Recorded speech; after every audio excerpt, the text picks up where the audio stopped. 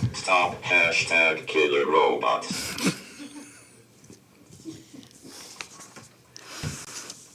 Don't build fully autonomous weapons.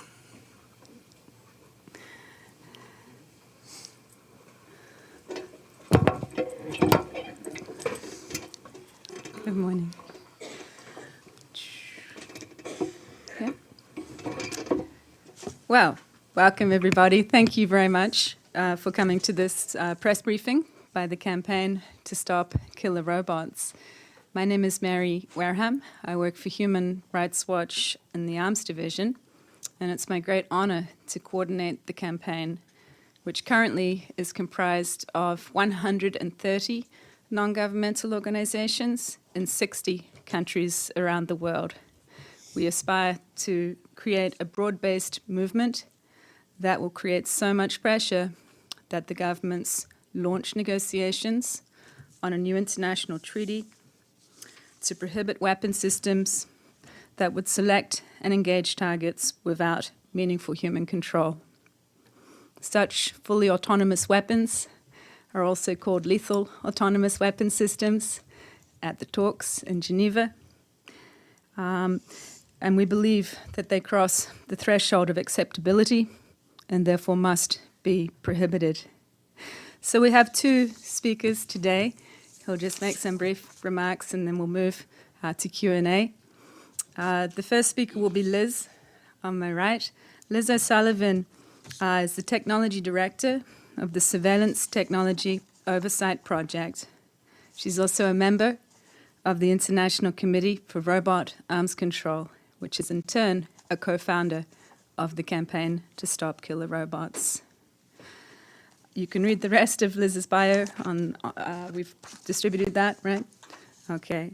And then we'll hear from Jody Williams, who I'll introduce perhaps after Liz. Okay. Hi, thank you everybody.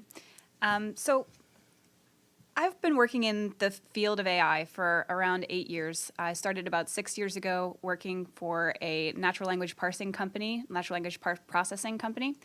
And I've seen the field develop quite rapidly into what some may think are realms where these algorithms are able to make decisions that seem to be sometimes magically correct. But as somebody who ran a computer vision department which focused on the annotation of labeled data, which means in order to build these algorithms, we had to first create very large data sets of photos that contained labels associated with those photos that tell the computer what they're actually looking at. In my experience at a computer vision startup where I was for about 2 years, I can tell you firsthand that these algorithms find new and spectacular ways to fail. And in so many ways, they do it such that humans just simply can't understand what went wrong, what they need to do to correct it, or how to fix the problems.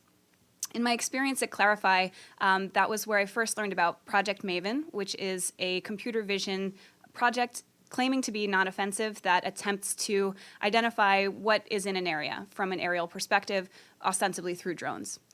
And it was only until I figured out by putting 2 and 2 together that this technology could also be used for the purpose of building autonomous weapons that I asked our CEO to sign the famous pledges and promise never to contribute towards what I saw as potentially a weapon of mass destruction, something that could create a lot of oppression and suffering under authoritarian regimes. And I was very shocked to hear when I asked this question that he refused to sign the pledge and told us that our work would be used for this end. This was very distressing for me, but also it signifies a broader movement within the tech workers community where people are joining forces and working together with organizations like the Tech Workers Coalition and the Campaign to Stop Killer Robots to try to prevent our work from being repurposed towards these nefarious ends. And it wasn't until I quit this position that I joined the Campaign to Stop Killer Robots and have since devoted my expertise and my life to pursuing an international ban on autonomous weapons for any further use by governments, nations, or any other organizations that seek to use them. And part of the reason I feel this way is because of the notion of algorithmic bias, which is problematic and unavoidable when you think about how AI algorithms are trained. If we allow autonomous weapons to deploy and select and engage with their own targets, we will see disproportionate false fatalities, error rates with people of color, people with disabilities, anybody who has been excluded from the training sets by virtue of the builder's own inherent bias. And I don't think that we as a community, as a global international community, want to disproportionately target vulnerable communities, especially under the guise of authoritarian regimes. Since quitting that role, I have devoted much of my time and my experience to the campaign and to other organizations who are working to fight for these same goals, and we won't stop until we all work together to achieve this ban under international humanitarian law. Thank you. Thank you, Liz. So our second speaker is Jody Williams, who I have had the great pleasure to work with for the last 20 years, longer actually. We worked together on the international campaign to ban landmines back in 1996, which resulted in the 1997 Mine Ban Treaty. And for that work, Jody received the Nobel Peace Prize in 1997, along with the ICBL. So she has continued to dedicate her life to peace and justice, co-founding the Nobel Women's Association, which is the Nobel Women's Initiative, which is based in Ottawa. Yeah. It's okay. We'll just put it up and we'll be quiet. It's okay. Anyway, so Jody is here. She is one of the co-founders of the campaign to stop killer robots. Indeed, she was one of the people who came up with this idea. And I'll let her explain why. No, okay. Sure. Thank you, Mary. Thank you, Liz. It's really a pleasure to be here with these two women who are doing and have done so much to try to help people understand why killer robots or lethal autonomous weapon systems, whatever you wish to call them, are crossing a moral and ethical Rubicon and should not be allowed to exist and be used in combat or any other way.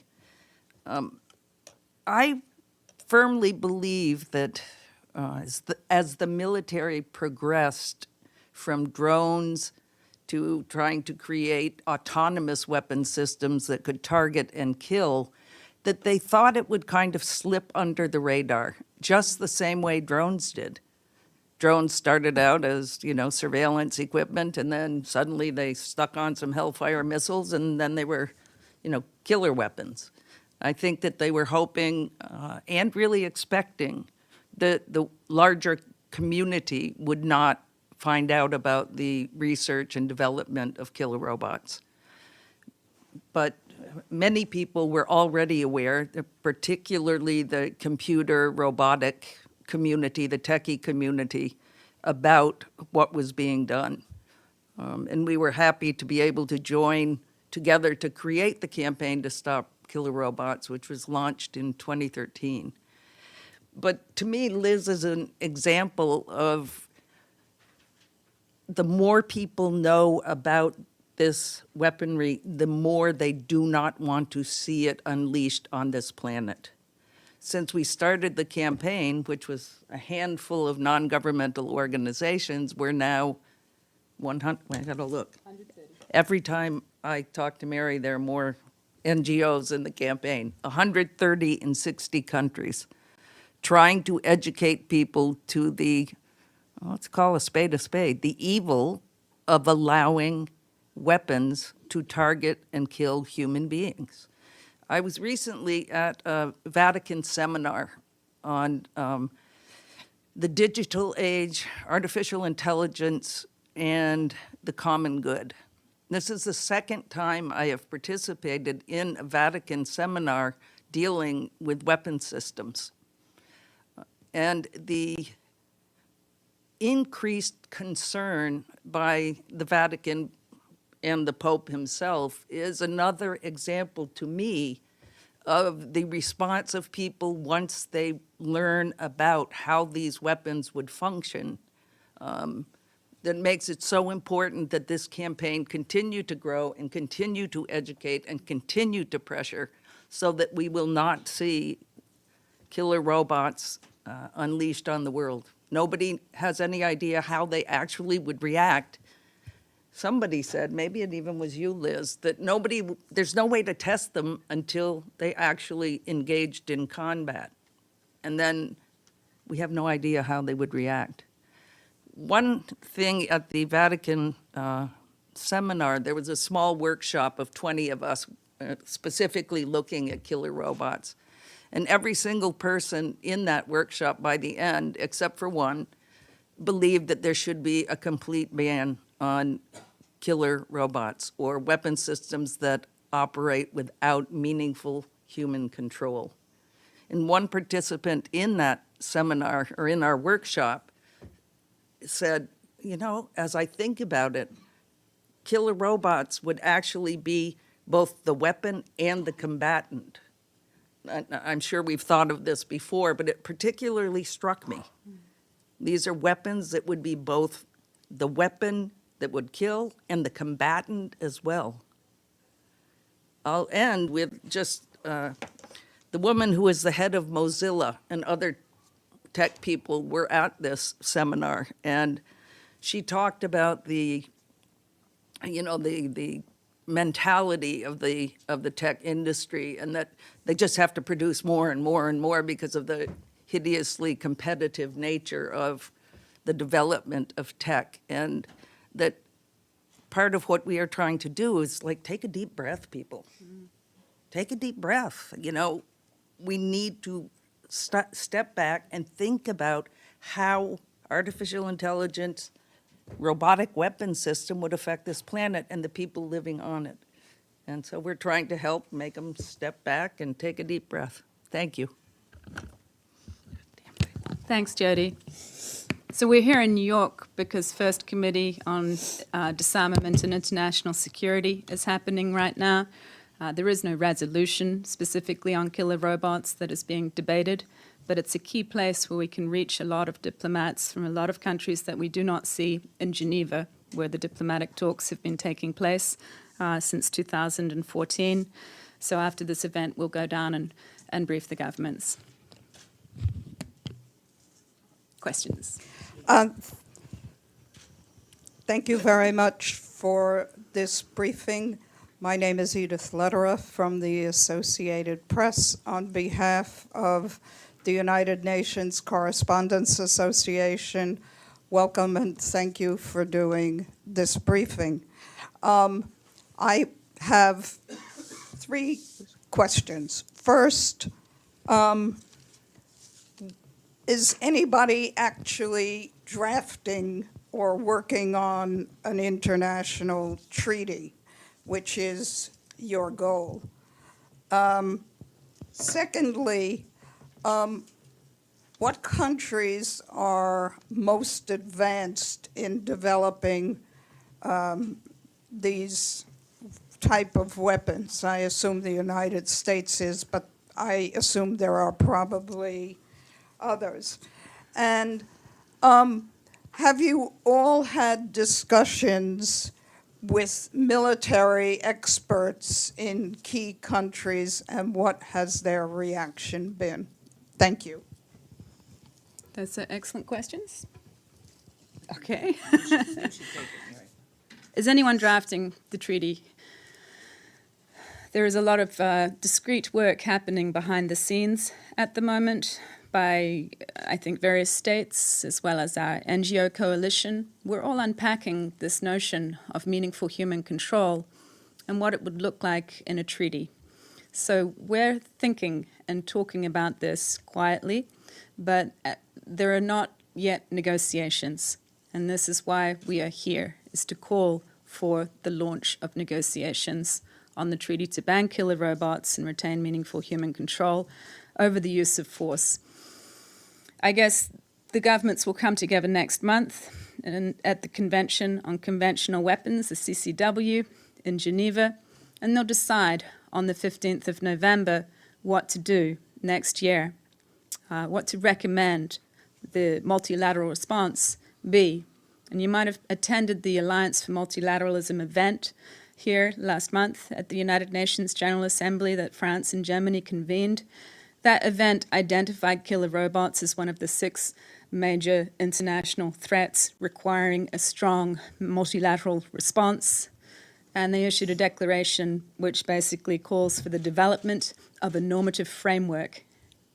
We're not quite sure what a normative framework is. It sounds good, doesn't it?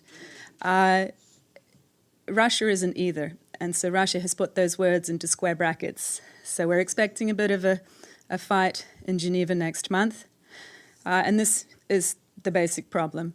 The vast majority of countries want to move forward to launch the negotiations, but they're being held back by, to answer your second question, the countries who are most far advanced in terms of investing in fully autonomous weapons.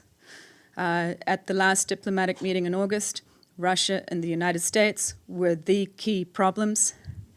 They did not want to see any result from what we could tell. Other countries that are investing heavily into ever increasingly autonomous weapon systems include China, South Korea, Israel, the United Kingdom to some extent, perhaps Turkey, perhaps Iran. It's very hard to determine exactly the state of investments into this technology, but I think it is abundantly clear that we are moving very swiftly in the direction of fully autonomous weapons, which is why we've been calling on the diplomacy to speed up here. You've been talking about this concern since 2014, have learned an awful lot in that process, but now it's time for the rubber to hit the road. We have to decide what to do. So yes, the talks in Geneva involve a lot of military experts, as well as lawyers. We're there because we're allowed in every part of the meeting as civil society. We're treated seriously. We can address the delegations. And that's the kind of current status of where we are right now. So we're confident that negotiations will be launched, but that's not going to happen unless there is strong political will, political leadership from key countries. And this is why we're here at the United Nations with our robot, why there was a Killer Robots episode on Madam Secretary last night. We're starting to turn our attention to speaking to the public and to explaining this challenge and to seeing if we can bring countries on board that way, because we really see a need for the debate. Did I just... I'd like to... Okay, so Jody will just add one thing and then we'll take. I feel like making a statement of the obvious that anybody who covers the United Nations is more than well aware of. At the CCW in Geneva, of course, they actually seem to seek the lowest common denominator. And I have often said personally that it's dictatorship of one. It is quite appalling that in a conference of states where the overwhelming majority want to move forward on an issue, as in this case, debating what they should do in terms of a treaty to prohibit killer robots without meaningful human control, that any single state can make that not happen. There is something wrong with a system that allows one state to stop negotiations on issues that are of deep concern to the entire planet. As you all probably know as well, we tried very hard to negotiate the landmine ban treaty within the CCW. Same with cluster munitions. And we had the same result as we're seeing now, a handful of states trying to make sure nothing happens. So as Mary talked about negotiating, we'll see where that will happen. Just as a quick follow-up, does that mean you could actually go out of the UN system again as you did with the landmine treaty? Certainly. This is why I was in Japan last month. I met with the foreign minister. I said, why can't Japan launch the Tokyo process to ban killer robots as the nation who wants to use robots for peaceful purposes and who says it has no plans to develop lethal autonomous weapon systems. This is what we're looking for, is the bold political leadership. We had that with Canada's Foreign Minister, Lloyd Axworthy, on landmines, with Norway's Foreign Minister on cluster munitions. Who's going to lead us to the treaty to ban killer robots? We need that leadership now. So, Can I? Just- I'm sorry. I have to say something. When I was just at the Vatican, I was able to have a meeting with the Vice Minister of Defense and also pushed that Italy, who say they have no intention of fielding killer robots, if that is their sincere belief, why can't they join with others in taking a lead on this issue? Countries need to come together in a core group that are willing to take on the big guys, so to speak. Thank Sir. you. Joseph Klein, Canada Free Press. First of all, could you tell us how far along is the technology for killer robots? Are we still in the prototype stage?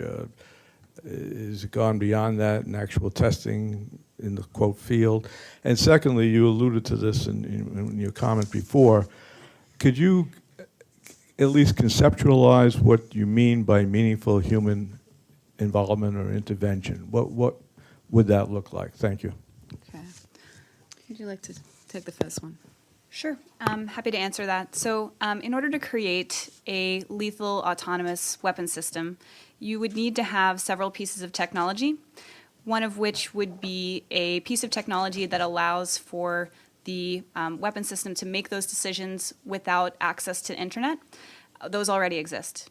Another thing would be collaborative swarm flying. This already exists as well. The piece that is much hotly debated right now is computer vision targeting systems by use of a technology called object localization. This already exists. It works fairly well today. There is absolutely nothing stopping a nation or any group of people from creating their own version of fully autonomous weapons systems today. They wouldn't work very well. They might not be safe, but they certainly do exist, and this is only information that's available to us as the public. The assumption is also that other countries have technologies that are classified that will be available, won't be available to civil society, but that will be able to, again, select, engage, and destroy targets of their own choosing. So that's what worries me, is that these killer robots, as we lovingly call them, aren't a future problem anymore. They're possible today, and they're something that we need to work to control right now. Indeed, I think the one thing that is holding back the fielding and use of fully autonomous weapons is our campaign, and is the way that we are stigmatizing the removal of meaningful human control from the use of force. In essence, the campaign to stop killer robots is calling for the status quo, which is what we have right now, and asking why we have to go down the dark path of killer robots. The campaign to stop killer robots since the very beginning has called for a preemptive ban, which means future weapon systems rather than the ones that exist today. But there are certainly, I would say, prototypes, testing, and there are several weapon systems that raise a lot of serious questions for us. We've heard a little bit about the swarm technology, which the United States and China are developing. That technology, from what we can tell, is not weaponized yet. Again, it's, I think, surveillance purposes and other kind of more benign uses that is being discussed. And this concept of meaningful human control is, I think, a critical one. It shows how over the course of the last 8 meetings since 2014 on killer robots, at every single meeting, we return to the touchstone of human control. And this will only be unpacked in the treaty negotiations. But you hear other countries like the United States talking about appropriate levels of human judgment. We hear the words effective human control. So this is where the debate is centered. We certainly have a concept in our mind in the campaign to stop killer robots, and I'll just read, it's a little bit wonky. Such a treaty should apply to the range of weapon systems that select and engage targets on the basis of sensor inputs. That is, systems where the object to be attacked is determined by sensor processing rather than by humans. It should prohibit systems that would not allow for meaningful human control and should establish positive obligations to ensure that other ones are appropriately constrained. So it's up to governments to decide where to draw the line once they enter the negotiations, and this is where we'll solve the definition problem that you might have heard talked about before. But meaningful human control is, I think, in essence, an on-the-loop weapon system where it is possible for the human to intervene, to recall, where there is at least some form of deliberation on the attack. We hear some governments talking about how meaningful human control could be good programming, and I'm sure that will be part of it, but we're very much focused on the actual use of the weapon system and how it would be able to select and identify a target and then fire on it without any further human intervention. There was a question over here. I don't know, sorry, I'm not very good at this. Yes, Yes. sir. Thank you so much. My name is Abdul Hamid Sayam from the Arabic daily Al-Quds Al-Arabi, and my question is to Ms. Judy Williams about assessment of her campaign about the landmine treaty. Where do we stand now? How much achievement happened in the last about 25 years since you got the Nobel Prize, 23 years, I think. And are you expanding now your activities on disarmament to include the robot killer and other issues? Thank you very much. I'm the chairwoman of the Nobel Women's Initiative, which brings together 6 women recipients of the Peace Prize. And we use our influence and access to highlight the work of grassroots women in zones of conflict. I have been that chair since 2006, since we launched. The Nobel Women's Initiative is one of the founding organizations of this campaign. So we are very deeply involved in what is happening with the campaign to stop killer robots. Regarding landmines, since I've been the chair of the Nobel Women, I'm only kind of peripherally involved. But to me, one of the reasons why this campaign to ban landmines has been so stunningly successful is because the campaign continues to exist. We knew that if the campaign disbanded immediately upon the achievement of the words on paper, the beautiful words of the treaty, that nothing would happen. Words are beautiful, but if any treaty, any law is not implemented, it is not worth the words on the paper. And the campaign has been very diligent in pushing for further universalization. Last I knew, it was 164 countries Correct. that are part of the mine ban treaty. Last I knew, and I have people in the room who know way more than I do and will happily correct me, there were over 50 million stockpiled mines that were destroyed and never in the ground to kill and maim. Some 36 countries have completed mine clearance. So I would say pretty much on every measure, it has been one of the most successful disarmament treaties in the world. Maybe just to say the annual Landmine Monitor report by the International Campaign to Ban Landmines will be issued on the 21st of November, and that's the week before the 4th review conference of the Landmine Treaty, which will be held in Oslo, Norway, where it was negotiated back in September 1997. You know, we need more countries to join. Egypt still is not on board, and other states in the Middle East, of course, the United States, China, and Russia. But again, the stigma that has been created against anti-personnel landmines is what carries that treaty forward. The U.S. Right. hasn't, I would mention the U.S. hasn't used them. Or Yeah, and we can talk about the United States has not exported landmines in more than 25, 30 years almost, has not used them in more than a decade. has committed not to produce. So we see the successes there, but I think one of the biggest challenges is non-state armed groups and the use of improvised landmines, which is often called improvised explosive devices. So.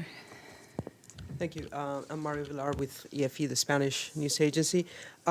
Just to follow up on the technology, if you can explain to us how do you expect the systems to be utilized?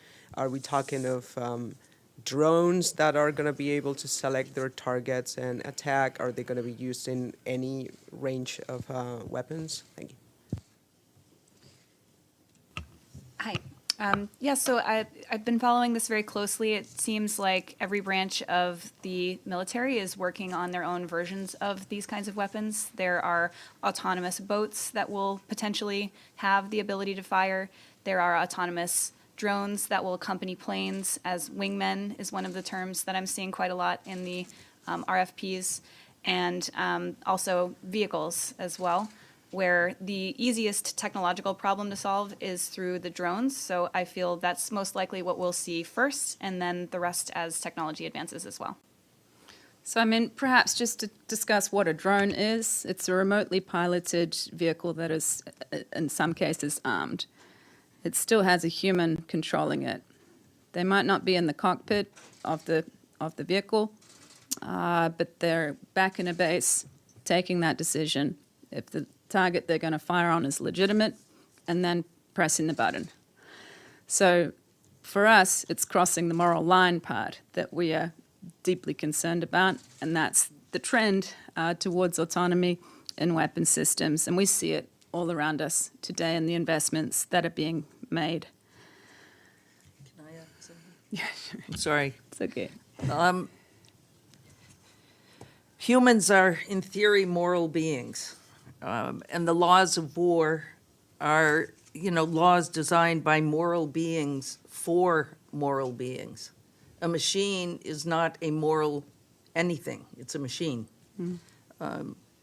So allowing machines to, in theory, through algorithms, decide what they will target and what they will attack is one of the huge reasons why we consider it to be crossing the Rubicon and grossly unethical and immoral. Machines should be in the service of human beings. Human beings should not be in the service of machines. Killer robots, as I understand how they would like to see them, with perhaps one pilot overseeing a swarm of 100 fighter jets, how could that one human being possibly control what those weapons do? It is totally impossible. Meaningful human control means that a human being is making the target and control the target and kill decision, period. Okay, Sarah, and then behind. Thank you very much. My name is Talal Haj from Al Arabiya News Network. Is it feasible to expect a ban treaty by 2021, or is that too ambitious? And can't you find a country or a few countries to start the ball rolling like you did in the case of the landmine? So there's 29 countries, right? Okay, thank you. 29 countries are now calling for a ban on fully autonomous weapons. 8 of them are from the Middle East. The first one to call for a ban was Pakistan. It said basically, as the victim of armed drones, if this is what's coming next, we want no part of that. What we see is strong support across the developing world for the goal of creating new law, creating a new treaty. But we know it has to be a global effort, and therefore we are working very hard at the parliamentary level in European countries to secure the support in Japan, in Australia, elsewhere. We want to have a treaty that's got as universal as possible, and therefore it has to be led by a group of states that is as diverse as possible. And we still need the leadership to step in here and help with that process. There's several different ways to negotiate an international treaty. One way would be at the Convention on Conventional Weapons. There are 5 protocols, you add a 6th protocol. It's a no-brainer. You've got all of the right states there.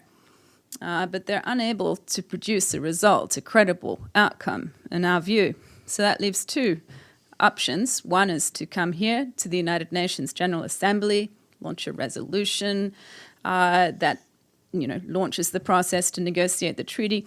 The other way is, as we discussed earlier, the Ottawa process to ban landmines, the Oslo process. You do not have to negotiate a treaty within the United Nations, but you roll it back in at the end. We want to keep all pathways open at this point. I may just follow Sure. up. Even with the resistance of big countries, the big cats, United States and Russia, how do you rate your chances of achieving the ban? Well, these were the same questions that we heard in the landmine campaign, and obviously recognizing that $1 billion worth of killer robots is very different from a landmine. But people fixated on, what if the U.S. and Russia and China don't join the mine ban treaty? Will it make a difference? It has made a massive difference in the world, and those countries are obeying many parts of it because of the stigmatization. If you have wishy-washy limits of how you should use them, etc., you will never get stigmatization that ultimately leads countries to give up the weapons, which is what the 2017 nuclear weapon ban treaty is counting on. Stigmatization and forcing the countries to do what they should have done decades ago. And I think that we would certainly love to have the United States, for once, lead a charge on getting rid of these weapons before they ever exist. But I would not hold my breath. There are plenty of other countries on the planet, and their desires and wants are equally important, even though my country may not believe it. We often hear that killer robots are inevitable. We view a treaty as inevitable. It's just a matter of how it will be negotiated, when it will be negotiated. 2021 is far away. We know how much can happen in 2 years and technological developments. I guess in diplomatic terms, they're like, that's tomorrow. But for us, that's far too far. They should be launching negotiations in November when they come back to negotiate the mandate. Sir, behind you. Thank you. My name is Sato from Japan TV NHK. 2 questions. One is about the tech companies' response to your campaign, Killer Robot campaign. Like you said, that some tech companies is already aware from the engagement in the U.S. military. But of course, that there are some companies still stick to the profitable new potential in making the AI technology. So in general, how the U.S. tech company, including the gigantic tech companies, respond to your campaign? One more question is about Japanese commitment. You just mentioned about the Japanese role to play in terms of the killer robot campaign. So what do you expect more Japan to play? Okay. Do you want to? Sure. So I would say that the opinions of rank and file tech workers on this issue tend to be very, very favorable for the campaign to stop killer robots. We have lots of members. I see these stickers on laptops wherever I go, no matter which company I'm visiting. But it's important to remember that we are exerting what little power we have against tech executives who have quite a lot more. And these big companies do have a way of competing with each other to get large government contracts. There is a ton of money in it, and it's difficult to turn down a $10 billion contract that involves, DoD computing for the cloud. And these are the kinds of things that we're seeing, which makes it that much more troubling for all of us who don't want to participate in killer robots or autonomy in weapon systems at all, to find employment outside of these big tech firms where they're working on these issues without much concern around the dual-use nature of these technologies. Just yesterday, we were around the city trying to hold these companies accountable, and we're going to continue to work from within these organizations and from outside to try to make sure that they do the right thing. Google, in June last year, issued these ethical principles which commit the company not to design or deploy artificial intelligence for use in weapon systems. We welcomed that pledge. We're going to hold Google to it. They dropped Project Maven. There is still a whole host of other challenges with that major corporation, but I think they gave us something to then go back to Microsoft and Intel and the other major tech companies. They cannot sit on the sidelines here. They have to take a stand as well. Just on Japan, our experience with Japan has been positive.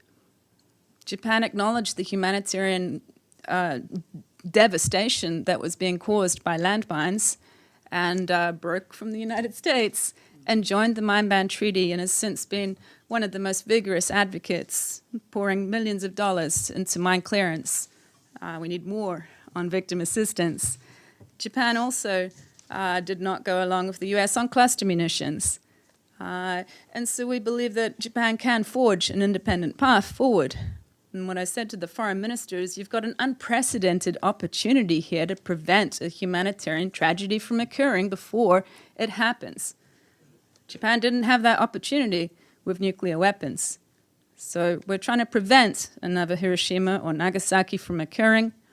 And autonomy can, of course, be used in nuclear weapons, which is a major concern for our colleagues in the international campaign to abolish nuclear weapons.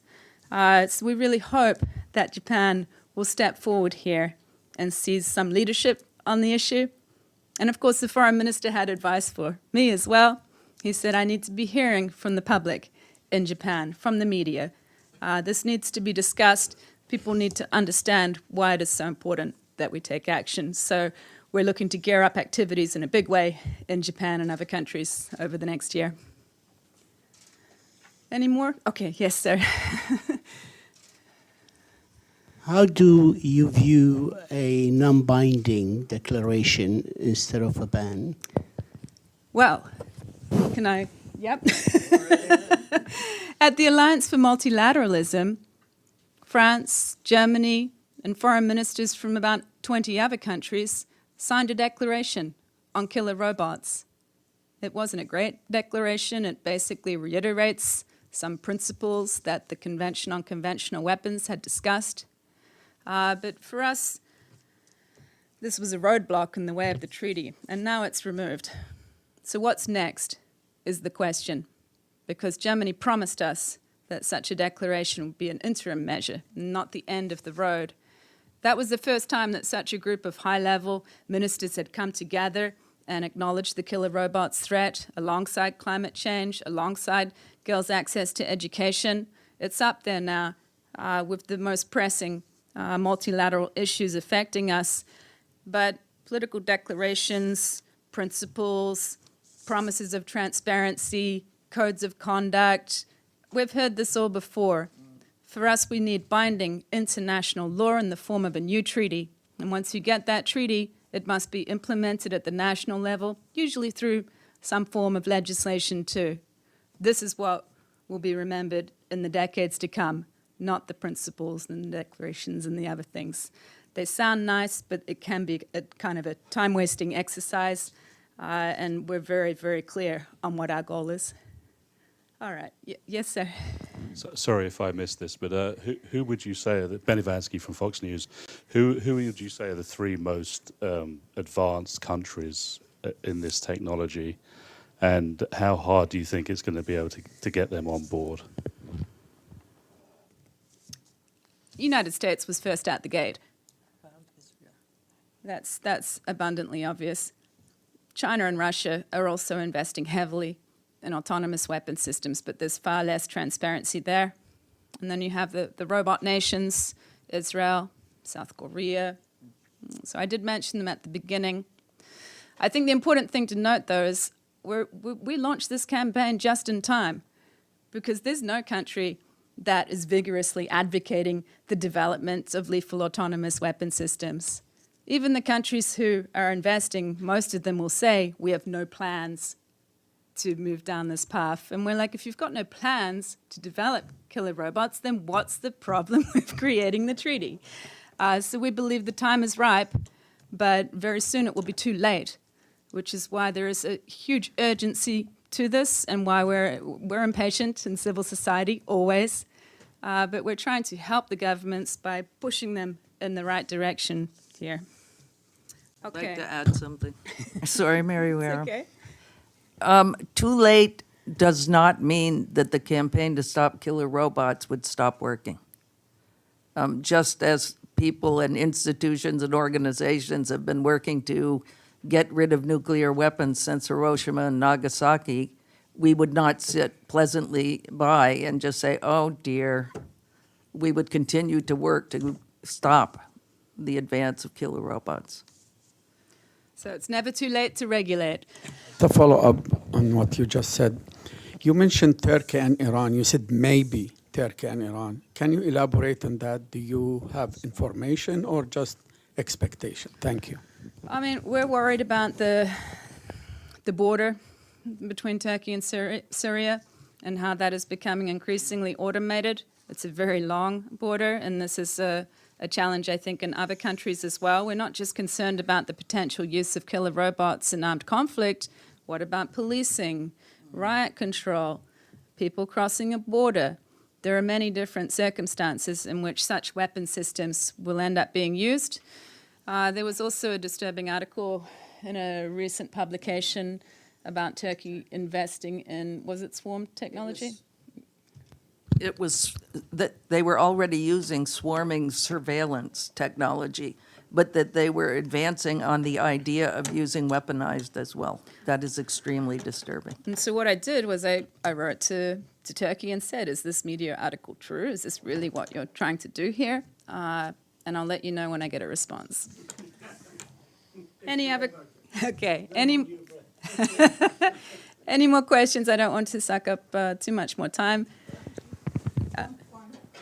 That's okay. In the third committee, which is what you're doing today, what are you seeking for them to do? Because obviously they deal with human rights.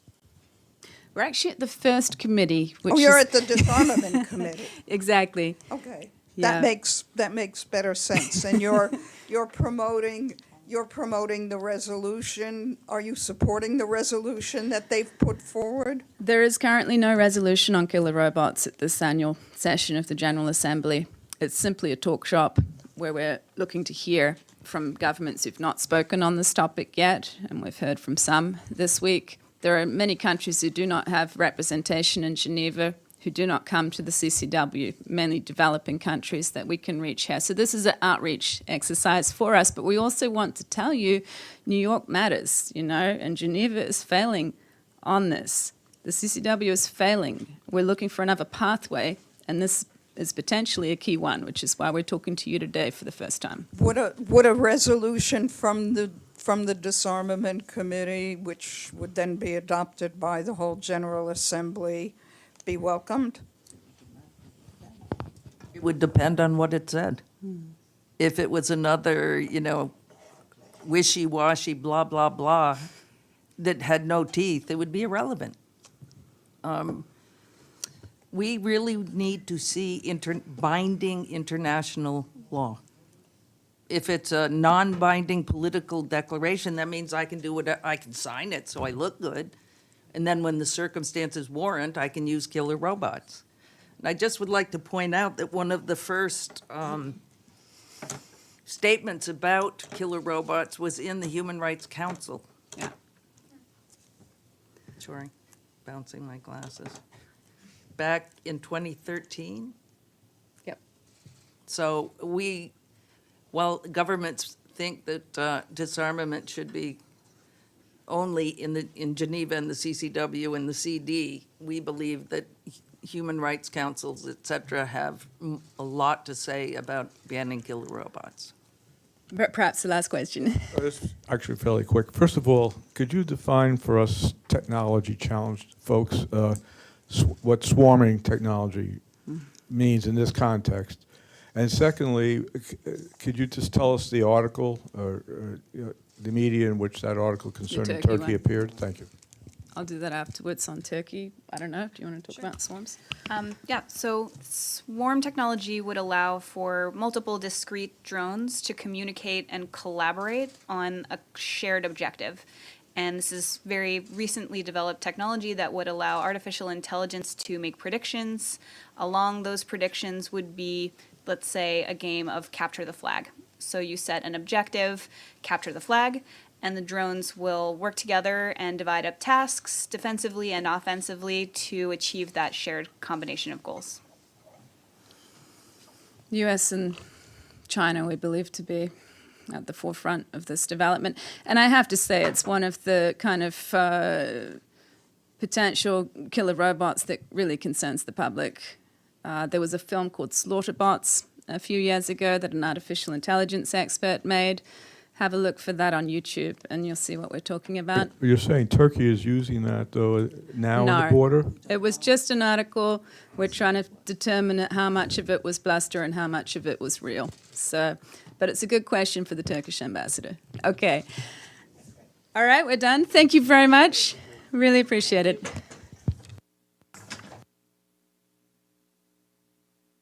The call to man. It's time to negotiations to man killer robots. That thing is amazing. Stop hashtag killer robots. Don't build fully autonomous weapons. Visit stopkillerrobots.org. Join hashtag Team Human.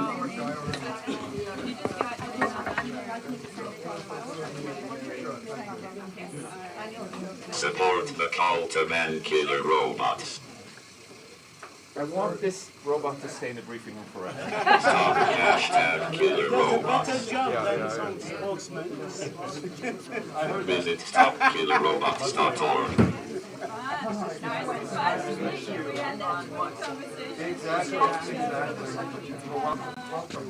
Don't build fully autonomous weapons.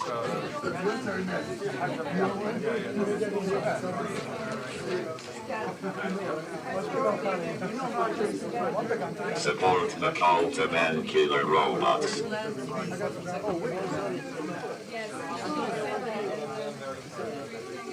Visit stopkillerrobots.org.